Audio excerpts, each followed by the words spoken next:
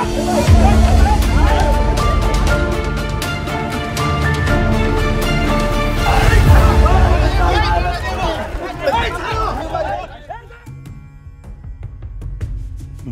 নিয়ে আমার আর কথা কওয়ার কোনো ইচ্ছা ছিল না, কারণ আমি এর আগে এটা নিয়ে আর একটা ভিডিওতে বিস্তারিত বলছি, সেটা অনেক আগে।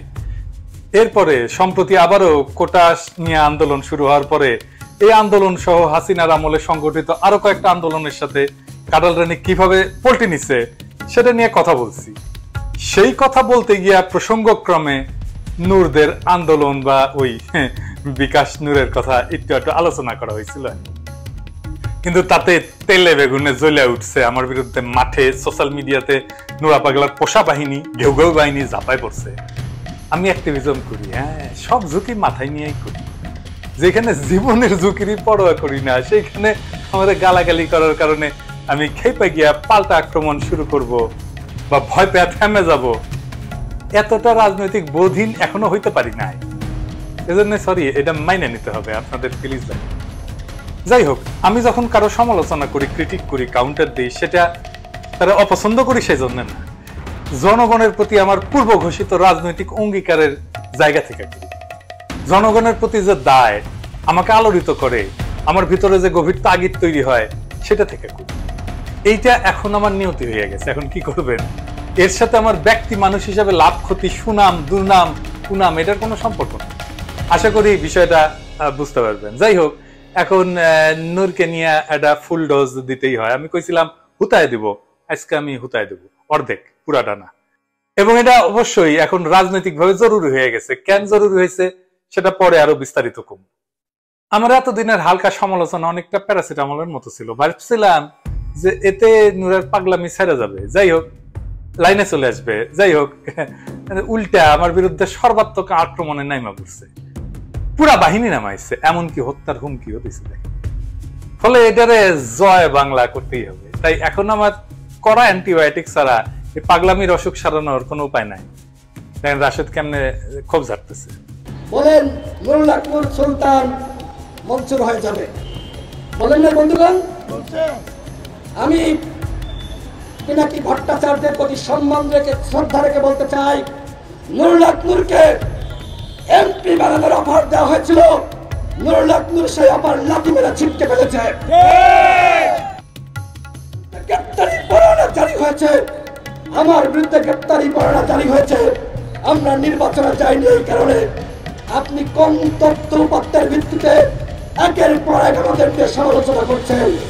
কি প্রমাণ রয়েছে আপনার কাছে যে আমরা সরকারের কাছে বিক্রি হয়ে গিয়েছি? এই উদীয়মান শক্তিকে ভাঙার যে ষড়যন্ত্র নিয়েছেন, সেই ষড়যন্ত্র থেকে আপনাকে দূরে সরে আসতে হবে। আচ্ছা, আমি কি তথ্য প্রমাণ ছাড়া কথা কই? এখন কথা হইলো, আমার শত্রু তো আর এটা বলে না যে আমি তথ্য প্রমাণ ছাড়া কথা কই। সেই সব তথ্য প্রমাণকে তারা মানে না, তাই কয় আমি গুজব ছড়াই। একই কথা নুরার দলের লোকের। আমার প্রমাণকে এরা সত্য বলে মনে করে না, তাই মিথ্যাটাই ওদের কাছে সত্য, সেটা অন্য কথা। কিন্তু আমি তথ্য প্রমাণ ছাড়া কথা কই, এটা কিন্তু আমার শত্রু কইতে পারে, কয়ও না। আমার প্রত্যেকটা ভিডিওতে এত লিঙ্ক আর রেফারেন্স শো করার জন্য অনেক দর্শক বিরক্ত হয়, কয় দাদা আপনার কথার মধ্যে এত রেফারেন্স দেওয়ার দরকার নাই। আর এগুলো সত্য কথা, সেটা তো আমরা বুঝতেই পারি, বরং কথার মধ্যে রেফারেন্স ঝিলিক মারলে মনোযোগে বিঘ্ন ঘটায়। কথা সত্য। ওনারা বলেন যে আপনার ন্যারেশনের দিকে, মানে বয়ান তৈরির প্রক্রিয়ার দিকে মনোযোগ ধরে রাখা বেশি জরুরি আমাদের জন্য। আর রাশেদ কইতেছে আমি নাকি তথ্য প্রমাণ ছাড়া কথা কই। হ্যাঁ, আমি তথ্য দিমু, আজকে প্রমাণ দিমু, একদম মন ভইরা দিমু। হ্যাঁ, খারাপ। আমার কাছে নুরার যে পরিমাণে তথ্য আছে তাতে একটা পূর্ণ দৈর্ঘ্য বাংলা ছবি বানানো যায়। অবশ্য নুরা পাগলা নামে একটা বাংলা ছবি আছে, কিন্তু সেটার চেয়ে আমারটা কম অশ্লীল হবে না। প্রতারণা বিষয়টা অশ্লীল, ধোকাবাজি বিষয়টা ওই ন্যাংটা হইয়া ঘোরাঘুরি করার চাইতে বেশি অশ্লীল। কিন্তু এত সময় ওরে নিয়ে দেওয়ার সুযোগ নাই, আমার মেলা কাম আছে। যাই হোক, আজকে আরো কিছু তথ্য প্রমাণ দিব। রাশেদ নিজেও জানে যে নূর মেহেদী সাফাদির সাথে বৈঠক করছে, অথচ ওই বৈঠক নিয়ে যখন খবর চাউর হয়েছিল তখন রাশেদ নিজের মুখে দাবি করছিল এই ছবিগুলো নাকি এডিট করা এবং তেমন কোনো বৈঠক হয় নাই। এ দেখেন, আপনি নিজে কানেই শুনেন। নুরুল আকমরের বিরুদ্ধে একটি অভিযোগ করা হচ্ছে। এই অভিযোগ সম্পূর্ণভাবে মিথ্যা, ভিত্তিহীন এবং যে ছবি প্রকাশ করেছে সেই ছবি এডিটেড। এর আগেও এরকম এডিট করা ছবি, এডিট করা স্ক্রিনশট আমরা অনেক দেখেছি। তো রাশেদ মিয়া মিছা কথা বলতে লজ্জা করে না? এটাও গ্লানি হয় না? নিজের কানে শোনেন নূরের নিজের মুখে। ইন্ডিয়ান সাফাদির সাথে যদি আমার মিটিং হয়েছে, সরকার পতনের, সরকার উৎখাতের ষড়যন্ত্র হয়ে থাকলে হয়েছে, তাতে আপনার মিটিং এর আগে আসলাম চৌধুরীর প্রসঙ্গ টেনে কথা বলতেছেন, তার সাথে যার মাধ্যমে সাফাদির সাথে তার মিটিং চলতেছে। এটা জানি যুদ্ধের সাথে মিটিং করার পরে তো আবার না, আসলাম ভাইকে ওইটা হচ্ছে একটা ইস্যু, একটা মানুষকে ধরতে গেলে তো একটা ইস্যু প্রয়োজন আছে, তাই না? ঠিক দেখি মিট করলে তাহলে আপনারা জানাই প্রয়োজন। বাট এখানে আর কেউ আছে নাকি অন্য কোনো জায়গার? আছে, আমাদের লোক আছে, বাট এখন বিষয় হচ্ছে উনিও আমাকে চিনে, কিন্তু আমাদের রেফারেন্সটা দেওয়া যাবে না, বুঝতে পারছেন? না বলতে আছে কি না করে। আচ্ছা, আমি না না, আমাদের এখন দুবাইতে কোনো লোক নেই আমাদের এখন। তো ঠিক আছে, দেখা করলে আমাকে জানায়েন ভাই। আর কি আপনার তো মনে হয় জাস্ট ওই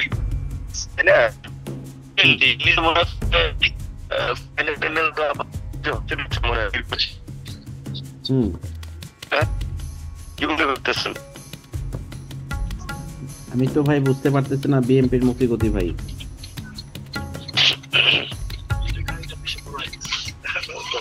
আচ্ছা নুরু ভাই, আপনি ফ্রি হন নাকি? মুভমেন্ট কোনো বুঝতেছেন না গো? মুভমেন্ট তো মারমুখী অবস্থান দেখতে পাচ্ছি। গভর্নমেন্ট তো আমার মনে হচ্ছে যে সরকারের এইবার শোনেন, মিটিং যে করছে কনফার্ম করতেছে, মিটিং হয়েছে, ছবি তোলা হয়েছে কিনা সেটাও সে বলতেছে ছবি তোলা হয়েছে। শুনেন, তো সাফাদের সাথে দেখা করছেন? হ্যাঁ, চিন্তা করলাম যেহেতু ওই করছে তাহলে তো আমার নেতিবাচক ভাববে। এই শুনেন, আমি আপনাকে যেটা বলি মনোযোগ সহকারে শুনেন। তো মিটিং এ ছিলেন কতক্ষণ আপনি মেহেদীর সাথে? 40-45 মিনিট। আচ্ছা, ওই ছবি তোলেন নাই মেহেদীর সাথে? আমার ওই যে এসে একটা বোধহয় তোলা হয়েছিল আমাদের। হ্যাঁ, ওইটা আমাকে দিবেন, ওইটা আমি ড্যানিয়েলকে পাঠাবো, ড্যানিয়েলকে আপনার নাম্বার দিব, আমি বলবো যে আমাদের লোক, ঠিক আছে? ড্যানিয়েল আপনার সাথে ফোন দিবে আজকে। আবার দেখেন এই যে হোয়াটসঅ্যাপে যে ছবি চলাচলি হয়েছে, এই হোয়াটসঅ্যাপের গ্যালারিতে নাম্বারটা নূরের না? নূরেরই। সে ছবিটা আছে কিন্তু গ্যালারিতে, মানে প্রথমে যাকে পাঠানো হয়েছিল সে ছবিটা, বিখ্যাত ছবি। এইবার শোনেন, ছবিটা লিখা যাওয়ার পরে নূরের অনুযোগ বিশ্বাস ভঙ্গের অভিযোগ। কে করেছে? আপনি মালয়েশিয়া আসলে আমি এটা আপনাকে বলবো। না, মানুষের তো এখন বলেন না, আপনি তো শুধু শুধু আমাকে না না ছবির তাই তো ডকুমেন্টসটা যাচ্ছে অনলি আপনাকে দেওয়া হয়েছে, সেটা কিভাবে এভাবে হলো? সুতরাং এটা আপনি বিশ্বাসের ঘাতকতা করেছেন, আপনি বিশ্বাসের মূল্যায়ন। আমি আপনাকে দেখিনি, জানি না, চিনি নাই, আপনার সাথে তো বিশ্বাসের মর্যাদা তো রাখতে হবে ভাই। আপনি রিয়েলি বলেন তো ভাই, আসলে আপনি ডকুমেন্টসটা কাকে পাঠাইছিলেন? আমি ভাই কাউকে পাঠাই নাই। এইবার শোনেন, নূরের প্রবাসী অধিকার পরিষদের যেই নেতা তারে ওই জায়গায় নিয়ে গেছিল তার নিজের মুখে স্বীকারোক্তি শুনে। নূর যখন সংযুক্ত আরব আমিরাত দুবাই ভিজিটে আসছিলেন, তখন তার কিছু তথ্য আমি উত্থাপন করতে চাই। সেটা হলো যে উনি মূলত যে মিটিংয়েরটা নিয়ে আলোচনা সমালোচনা হইতেছে, সেই মিটিংটা হয় 28 ডিসেম্বর। আমরা দুপুরবেলা ওখানে দুবাই স্পোর্টস সিটি সেন্টার সামনে উপস্থিত হই, এবং উপস্থিত হওয়ার পর সেখান থেকে নুরুল হক নূর আমাদেরকে বলেন যে আমাদের বড় ভাই মনির ভাই, ওনাকে বলেন আপনি আসেন সাথে, এবং আমাকে বলেন যে আপনার একজন আসেন। তো যাওয়ার পর ভিতরে ঢোকার পরে আমাদেরকে নুরুল হক নূর আমাকে বলেন আপনি এখানে ওয়েট করেন, আমরা ভিতরে যাচ্ছি। তো উনি নুরুল হক নূর এবং মনির ভাই দুজনে স্মোকিং জোনে যে বসছেন ওই ভদ্রলোকের সাথে, এবং আমি বাহিরে নর্মাল এরিয়াতে স্টার বক্সের সামনে বসে আমি আমার পার্সোনাল টাইম এক্সপ্লেন করলাম। তো সেখানে যখন উনি মিটিংটা কমপ্লিট করে বের হলেন, হওয়ার পর আমাদের যে মনির ভাই, বড় ভাই, উনি চরম উত্তেজিত, হ্যাঁ, উনি বেরিয়ে আসছেন এবং নুরুল হক নূর ওয়াশরুমে গেলেন। মনির ভাইকে আমি জিজ্ঞাসা করলাম কী ব্যাপার, এত উত্তেজিত কেন, কী সমস্যা? তো উনি বললো যে আপনি কি চিনেন ব্যক্তিটাকে, যে ব্যক্তির সাথে মিটিং করলো? আমি বললাম না। তো উনি হলেন মেহেদী সাফাদি, যে একটা সংস্থার এজেন্ট। উনি একটু রাগান্বিত হয়ে একটু ওয়ার্ডও খারাপ করছেন ইংরেজিতে, ননসেন্স এই সেই। হ্যাঁ, তো যাই হোক, ওনাকে আমি শান্ত করার চেষ্টা করলাম যে আসলে ঠিক আছে, যেটা হয়েছে আমরা কথা বলি, বুঝি, তারপর ওনাকে আমরা জবাব দিয়ে আওতা নিয়ে আসবো। আমরা ওনাকে আমি জিজ্ঞাসা করলাম আসলে মিটিংটা হয়েছিল, মিটিংটা কী উদ্দেশ্যে মিটিংটা হয়েছিল, কী আলোচনা হয়েছে, তাহলে সেখানে কী আলোচনা করছেন। তো উনি বললো যে মিটিংটা হয়েছে মূলত, আবার উনি ব্যাড ওয়ার্ড করলেন যে ননসেন্স, উনি কালকে জন্ম হয়ে আজকে উনি দেশের রাষ্ট্রীয় ক্ষমতা চলে যাবেন, প্রেসিডেন্ট হয়ে যাবেন, সরকার গঠন করবেন। হ্যাঁ, উনি একক ক্ষমতায় বাংলাদেশের সকল দলকে আউট করে দিয়ে একক ক্ষমতায় তাদের সহযোগিতায় সে সরকার গঠন করবেন, সেই সহযোগিতার জন্য সে তাদের কাছে কী বলে প্রস্তাব রাখছেন কিংবা তাদের সাথে একটা ডিল করতেছেন। তো সে জায়গায় উনি প্রথমে ক্ষিপ্ত হয়ে উনি আমাদের গাড়িতে একসাথে গাড়িতে যান নাই। উনি দ্বিতীয় যে গাড়িটা ছিলেন, নুরুল হক নূর যে গাড়িতে ছিলেন, সেই গাড়িতে যান নাই, উনি বয়কট করলেন, অন্য গাড়িতে গেলেন। তারপর আমি নুরুল হক নূরকে জিজ্ঞাসা করছিলাম যে আপনারা যে এখানে মিটিংটা করছেন, এটা কি আমাদেরকে কেন বললেন না আগে? হ্যাঁ, উনি তো পূর্বে আমাদেরকে কিছু বলেন নাই যে উনি এখানে মিটিংটা করবেন, নিয়ে আসেন, আমাদেরকে ধোঁকা দিয়ে নিয়ে আসছেন। তো আমরা কখনো এই ধরনের মিটিংকে সাপোর্ট করি না এবং আমাদের করি না, এবং আমাদেরকে এটা ধোঁকা দেওয়া হয়েছে এবং সে ধোঁকার জন্য জাতির কাছে আমি এর বিচার দিলাম। যে মিটিংটা রাষ্ট্রদ্রোহী কিংবা রাষ্ট্রের বিরুদ্ধে কিংবা ইসলামী মূল্যবোধের বিরুদ্ধে, সেটা আমি কখনো ব্যক্তিগতভাবে আমি সাপোর্ট করি না, করবও না। তো এটা হলো সেদিনকার ঘটনা, যে এই মিটিংটা হয়েছে, এটা সত্য, আমি সাক্ষ্য দিচ্ছি, আমি এই চোখ দিয়ে দেখেছি। তাই সে ব্যক্তির সাথে যখন মিটিংটা করে তখন ব্যক্তিকে আমি চিনতাম না। পরে যখন আমাদের মনির ভাই বললো যে এই ব্যক্তি, আমি ছবি দেখে তার চেহারাটা আমি মনে রাখতে পেরেছি, আমি বুঝতে পারছি যে হ্যাঁ, এই সেই ব্যক্তি, হ্যাঁ, মিটিং সত্য এবং এই ঘটনা। আরো তথ্য দরকার, হ্যাঁ, আরো প্রমাণ দরকার। এই প্রমাণেও আমি জানি এই প্রমাণেও কনভিন্স হবে না নূরের দলের লোকজন। হাসিনার লোকেরা কি কনভিন্স হয় যে হাসিনা ভোট চুরি করে? কনভিন্স হয় না। হাসিনার লোকেরা কি কনভিন্স হয় যে হাসিনা ফ্যাসিস্ট? হয় না। মোদির লোকেরা কি কনভিন্স হয় যে মোদি একটা ফ্যাসিস্ট? হয় না। তো আমি যদি আরো তথ্য প্রকাশ করা শুরু করি তো একটা সিনেমাই বানাইতে হবে। তো আমি আরো কিছু তথ্য শেয়ার করতে চাই, সাপ্লিমেন্টারি তথ্য আর কি। হ্যাঁ, এটা হয়তো ওর সম্পর্কে যা আছে তার ধরেন 20 ভাগের 1 ভাগ হবে আর কি। আর কিছু প্রমাণ দিই। হ্যাঁ, আচ্ছা, নূরের সম্পর্কে প্রথম আলোতে একটা রিপোর্ট হয়েছিল। হ্যাঁ, নূরের পরিবার কেমন আমরা জানি, যে খুবই দরিদ্র পরিবার থেকে আসছে, সেটা কোনো সমস্যা নাই, সেটা বরং ভালো।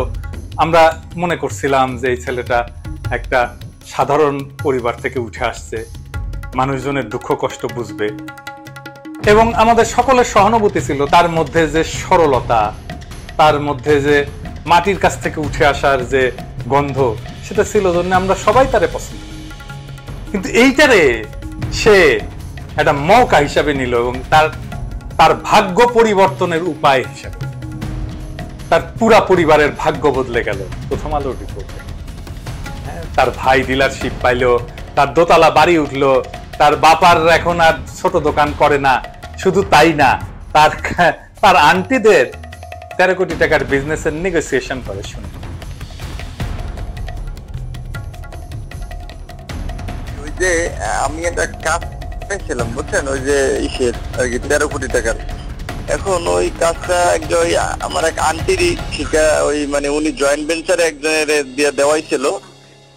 এখন ওই কালকে হেঁটে আপনি একটু শিওর করলে তাহলে ওই টাকা ওই আন্টি দিবেন, আমার আন্টি সম্পর্ক হয়, কিন্তু ওই যে অ্যাকাউন্ট যাদের লোন থাকে ওনাদের তো ইজিলি হয়, আপনি তো কাজ বাজ করান।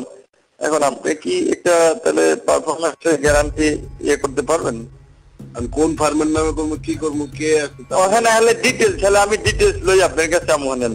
আমার আরেকটা নাম্বার আছে ফোনে, সব কথা বলা যেন ওইভাবে হোয়াটসঅ্যাপে কল দিতে পারেন চাইলে। খালি টাকা আর টাকা, বিরোধী দল কইরা বাংলাদেশে এত টাকা রোজগার করা যায়, এইটা নূর প্রথম প্রতিষ্ঠা করে দিল। এবার আসেন নূরের বিরুদ্ধে বলাটা কেন জরুরি।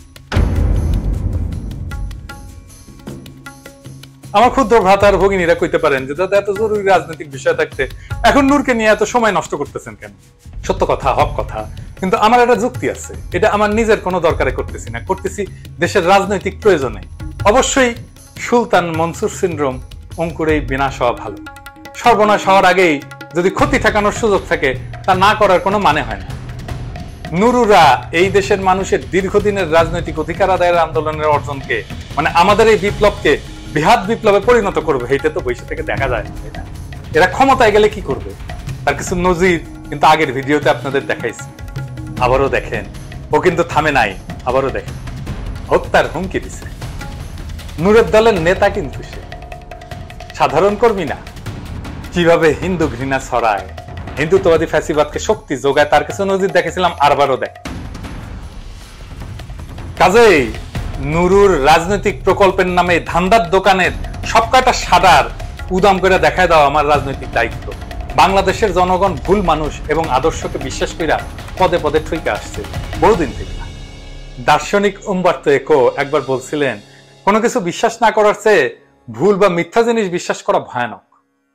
আর ফ্যাসিবাদ মিথ্যার উপরে বিশ্বাস উৎপাদন করার একটা অবিরাম প্রক্রিয়া, এটা মাথায় রেখেন। জনগণ যখন সেটা বিশ্বাস করে ফেলে তখনই তাদের উপরে নাইমা আসে ফ্যাসিবাদ। বাংলাদেশের মানুষ প্রগতিশীলতা, মুক্তিযুদ্ধের চেতনা ইত্যাদির নামে কিছু মিথ্যাকে সত্য বলে বিশ্বাস করার ফলে হাসিনার দানবীয় ফ্যাসিবাদ আজ আমাদের উপরে চাইপা বসতে পারছে। আর এই সবের সিমটমই নুরুর মধ্যে আছে।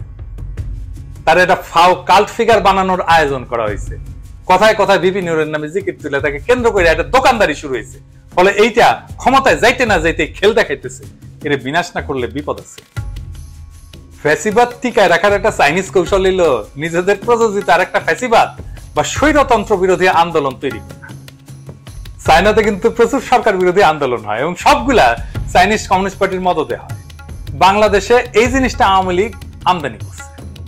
ফলে কাটাল রানীর রুহানি পুত্র নুরু কতটা আওয়ামী বিরোধী রাজনীতি করবে বা ফ্যাসিবাদ হাসিনার এই আন্দোলনকে ভেতর থেকে কতটা ক্ষতিগ্রস্ত করবে আশা করি বুঝতেই পারতেছে। সে যে কাটাল রানীর রুহানি পুত্র, এটা কি আমি বানাই কইছি? হ্যাঁ হ্যাঁ, কি রাশেদ বানাই কইছি? আবারও শুনেন কি কয় পাগলায়। আমি ছাত্রলীগের কর্মী ছিলাম না, শুধু ছোটখাটো একটা নেতাও ছিলাম, হলের পোস্টেড ছিলাম।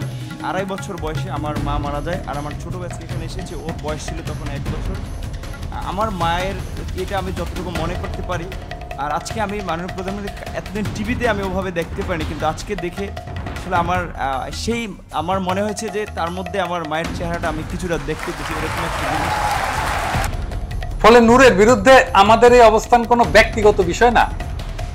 আমরা তো প্রত্যেক দিনই গালাগালি করে যে 250 টাকার অনেক কামলাই লাগানো আছে আওয়ামী লীগ বিজেপি, তো ওদের ভাতা টাতার একটু বাড়ানো দরকার। দেশে তো বিপুল মুদ্রাস্ফীতি হয়েছে, 250 টাকা খুব অমানবিক হইয়া যায়।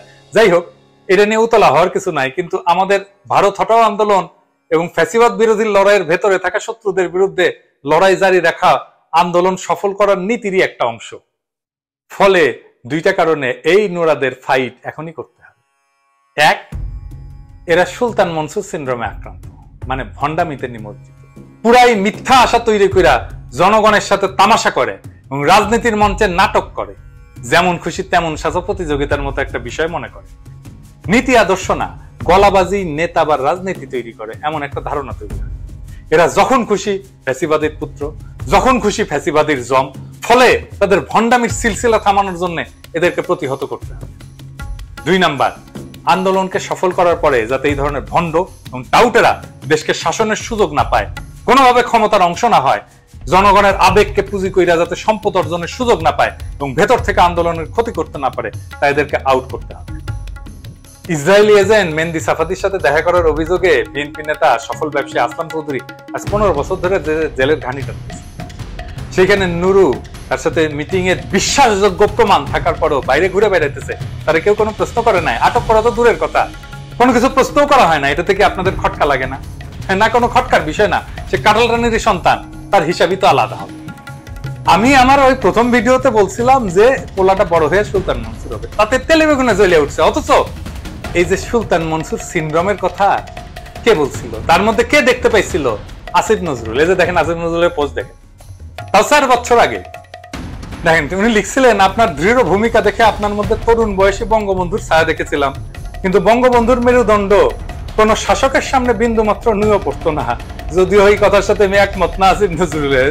যাই হোক, উনি বলতেছেন, আসিফ নজরুল বলতেছেন, আপনার মেরুদণ্ড নুয়ে পড়লে আপনাকে তাই আর তরুণ বঙ্গবন্ধুর ছায়া মনে হবে না, বরং মনে হবে আপনি নির্ভীক তারুণ্যে বুড়িয়ে যাওয়া একজন সুলতান মনসুর।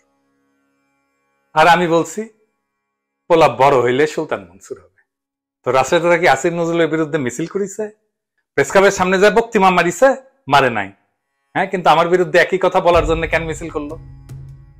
দেখেন কমেন্ট গুলো দেখেন। আসিফ নজরুল ভাই, হিন্দু মানুষকে বিশ্বাস করা যায় না, নূরের দলের লোক। এই হইতেছে নূরের দল। এই দলের সাথে বৈশাখ কথা বলাও তো কারো উচিত না। আর আমার যেভাবে হত্যার হুমকি দিচ্ছে দিনের পর দিন, কোন ব্যবস্থা নিচ্ছে? তার বিরুদ্ধে নেয় নাই। মুরাদ টাকলার মন্ত্রিত্ব চলে যায়, জাইমা রহমানকে একটা অগ্রহণযোগ্য মন্তব্য করায়। হাসিনাও তো এর ভালো। কতখানি জাউরা হইলে, কতখানি খারাপ হইলে, কতখানি ফ্যাসিস্ট হইলে দিনের পর দিন এই কাজ করে যায়। হ্যাঁ, এদেরকে মরাল সাপোর্ট দেন আপনারা, তাই না? হ্যাঁ, কি আর কমু। হ্যাঁ, যাই হোক, নূরের দল যে 2 নম্বরই রাজনীতি করে, ওই 2 নম্বরই রাজনীতি উসকা দিন গুজার গিয়া, ওই দিন বাগে খাইছে। হ্যাঁ, চেষ্টা চালাইতে পারেন যে পিনাকা ভট্টাচার্য যে হিন্দু বংশোদ্ভূত জন্য সহজ আক্রমণের লক্ষ্য বানানো, অত সোজা না। হ্যাঁ হ্যাঁ, পারবেন না। এই 2 নম্বরই রাজনীতি, নূরার রাজনীতি হামলা দেওয়া হবে, দুনিয়া তো সোজা না। আমি আমার প্রথম ভিডিওতে কোটা সংস্কার আন্দোলনের একটা ক্রিটিক করছি যে কেন এই আন্দোলন সফল হইল, এবং যেহেতু নূর এই আন্দোলনের নেতা, ন্যাচারালি তার প্রস্তুত আসবেই, তাই না? আমি কয়টা জিনিস, 1 নম্বর বলছিলাম যে এটা একটা পেটি বুঝা আন্দোলন ছিল, যার কোনো রাজনৈতিক লক্ষ্য ছিল। 2 নম্বর, ফ্যাসিস্টের কাছে দাবি জানায় ফ্যাসিস্টকে বৈধতা দেওয়া হয়েছে। 3 নম্বর, মুজিবের ছবি হাতে নিয়ে স্লোগান দেওয়া হয়েছে মুজিবের বাংলায় বৈষম্যের স্থান নাই। অথচ মুজিব বাংলাদেশের গণতন্ত্রের প্রথম হত্যাকারী, আর মুজিবের বাংলায় এমনই বৈষম্য হয়েছিল যে তার সাথে দুর্ভিক্ষ হয়েছিল এবং সরকারি হিসেবে 30,000 লোক মারা গেছিল। 4 নম্বর, নূরে আন্দোলনকে রাজনৈতিক বলছে, আর বলছে রাজনৈতিক আন্দোলন সহিংস হয়। তো ও তো এখন রাজনীতি করে, সে কি এখন সহিংসতা করে? 5 নম্বর, নূর ক্ষমতার কাছে কুর্নিশ করে হাসিনাকে মা ডাকছে সামনে। আর শেষে আমি বলছি পোলাটা বড় হয়ে সুলতান মনসুর হবে। শুনেন আবার। যাই হোক, সে ছাত্রলীগ হিসেবে রাজনীতি শুরু করলেও কোটার দাবিতে সোচ্চার হওয়ার পরে প্রায় নিয়মিত তাকে ছাত্রলীগের হাতে আক্রান্ত হইতে দেখা যেত। ছাত্রলীগের মাইর খাইতে খাইতে খাইতে খাইতে পোলাটা নেতা হয়ে গেল। যাই হোক, এটা নিয়ে ভিডিও করছি, আর বেশি কিছু কই না আর কি। হ্যাঁ, তা আমি যা মূল্যায়ন করছিলাম সেই মূল্যায়নকে আমি এখনো সঠিক বলে মনে করি। পোলাটা বড় হয়ে সুলতান মনসুর হবে। ওরে নিয়ে কথা না কই, আমরা কোটার বিষয়ে থাকি আর কি।